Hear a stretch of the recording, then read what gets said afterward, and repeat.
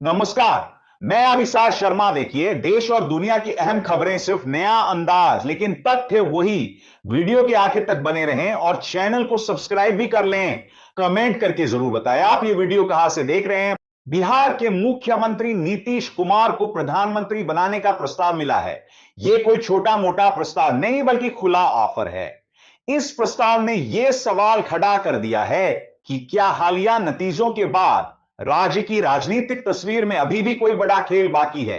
Offer में नीतीश को प्रधानमंत्री और उनके दल के दो दो मंत्रियों को उप मुख्यमंत्री बनाने की बात कही गई है। जैसा कि अक्सर कहा जाता है, राजनीति संभावनाओं का खेल है, जहां अगले पल क्या हो जाए कोई नहीं जानता। यह चौंकाने वाला प्रस्ताव उस पार्टी ने दिया है जो इंडिया गठबंधन का हिस्सा भी नहीं है। यह प्रस्ताव उस दल की ओर से आया है जिसने इस बार के चुनाव में सबको हैरान कर दिया। हम बात कर रहे हैं ओवैसी की पार्टी है आईएम की। आईएम वही पार्टी है जिसने 2020 के बिहार चुनाव में 5 सीटें जीती थी, जिसे कई लोगों ने तुक्का कहा था। लेकिन इस बार भी ओवैसी की पार्टी ने जबरदस्त प्रदर्शन करते हुए 5 सीटें अपने नाम की हैं, और वो भी मौजूदा लहर के बावजूद। इन 5 सीटों की जीत से ना केवल आईएम मजबूत हुई, बल्कि सीमांचल के इसी क्षेत्र में भारतीय जनता पार्टी और एनडीए को भी बड़ा फायदा हुआ है। अब ओवैसी की पार्टी ने नीतीश कुमार को साफ ऑफर भेजा है। ऑफर यह है कि आप भारतीय जनता पार्टी का साथ छोड़िए, हमारे साथ आइए और मिलकर सरकार बनाते हैं, आप प्रधानमंत्री बनाइए। यह प्रस्ताव एआईएम के बिहार आधिकारिक सोशल मीडिया हैंडल से ट्वीट किया गया है, जिसकी सामग्री कुछ इस प्रकार है। हम हमेशा जोड़ने की राजनीति करते हैं, तोड़ने की नहीं। इसलिए अब भी मौका है। आईएम मुख्यमंत्री, जेडीयू 2 उप मुख्यमंत्री 20 मंत्री, आरजेडी 6 मंत्री, कांग्रेस 2 मंत्री, सीपीआईएम एल 1 मंत्री बराबर सरकार। नीतीश कुमार प्रधानमंत्री उम्मीदवार 2019। देखने में यह गणित अजीब लग सकता है, लेकिन अगर आप सीटों के हिसाब को देखें तो जेडीयू की 85 सीटें, आरजेडी की 25 सीटें, कांग्रेस के 6 विधायक, सीपीआईएम एल की 2 सीटें और सीपीआईएम की 1 सीट मिलाकर कुल संख्या 122 होती है, जो बहुमत का आंकड़ा है। आईएम का यह गणित गलत नहीं है। हालांकि हम यह नहीं कह रहे कि नीतीश कुमार ऐसा करने जा रहे हैं, क्योंकि तकनीकी तौर पर यह बहुत कठिन है। जब कोई दल सरकार बनाने का दावा करता है तो राज्यपाल आमतौर पर सबसे बड़े दल को बुलाते हैं।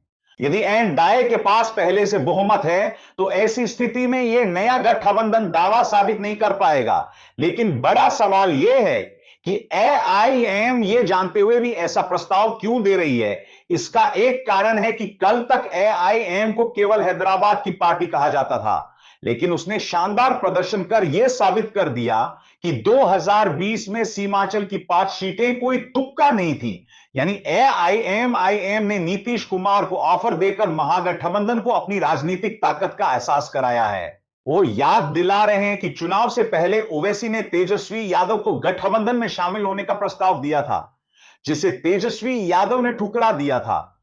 मगर अब नतीजे सामने हैं और वो गणित गलत साबित हो चुका है।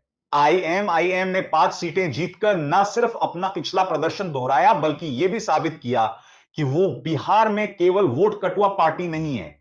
ओवैसी की पार्टी के जो 5 विधायक जीते हैं, उनके जीत का मार्जिन देखिए, 28,726, 2,321, 28,928 और 27,251। इनमें कोई भी मार्जिन 1,000 या 2,000 का नहीं है। जबकि तेजस्वी यादव अपनी सीट कम मार्जिन से हार चुके हैं। आईएम सीमांचल की एक ऐसी पार्टी बनकर उभरी है जिसे अब महागठबंधन को मानना पड़ेगा, चाहे उन्हें आईएम पसंद हो या ना हो। इसका एक और कारण है कि सीमांचल और चंपारण में कांग्रेस सिर्फ 6 सीटें जीत पाई है। मगध, शाहबाद, मिथिला, सारण और अंग क्षेत्र में कांग्रेस एक भी सीट नहीं ले पाई। मतलब कांग्रेस को मिली सभी सीटें इसी क्षेत्र से आई हैं। अगर यहां से कांग्रेस सीटें नहीं जीतती तो वो शून्य पर आ सकती थी। यानी कांग्रेस की लाज इसी क्षेत्र ने बचाई है। ध्यान रहे, 2020 में आरजेडी के 8 विधायक इन्हीं इलाकों से आए थे, मगर इस बार उन्हें सिर्फ 3 सीटें मिली हैं। एआईएम ने नीतीश कुमार को ऑफर तो दे दिया है, लेकिन सरकार चलाने के लिए सिर्फ गणित काफी नहीं होता, अर्थशास्त्र और कई अन्य बातें भी जरूरी होती हैं। फिलहाल नीतीश कुमार की पूरी राजनीति अपनी सीएम की कुर्सी के इर्द गिर्द ही घूमती है।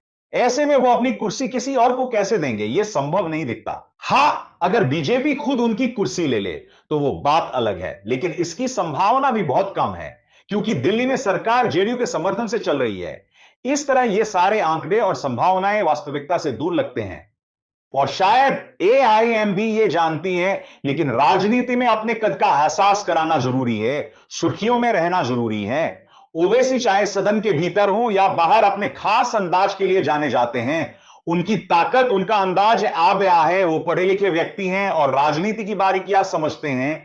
इसलिए ये ट्वीट सोच समझ कर किया गया है, जिसके एक नहीं कई असर हो सकते हैं।